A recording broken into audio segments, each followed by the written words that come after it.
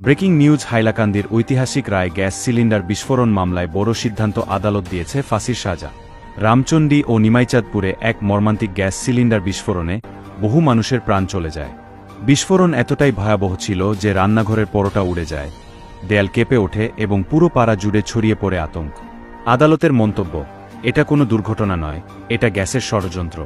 প্রমাণ হিসেবে পেশ করা হয় ও এক প্রতিবেশীর সাক্ষ্য, আমি বহুবার ওই সিলিন্ডারকে ফুসফুস করতে দেখেছি। আদালতের রায়, গ্যাস সিলিন্ডারকে গ্যাস সন্ত্রাসবাদ এর দায়ে ফাঁসির সাজা দেওয়া হয়। কিন্তু ঠিক তখনই দৃশ্যে প্রবেশ করে এক ট্যাক্সি চালক, যখন আশেপাশে কোনো অ্যাম্বুলেন্স ছিল না এবং পাড়া ছিল চরম সংকটে। একজন ট্যাক্সি চালক সাহসের সঙ্গে তার গাড়ি নিয়ে এগিয়ে এসে আহতদের দ্রুত হাসপাতালে পৌঁছে দেন। আদালতের মন্তব্য, এমন নাগরিক সমাজের মেরুদণ্ড। এই ট্যাক্সি চালককে আমাদের সালাম। ট্যাক্সি চালককে প্রদান করা হয় জনসেবা বীর সম্মান উপাধি।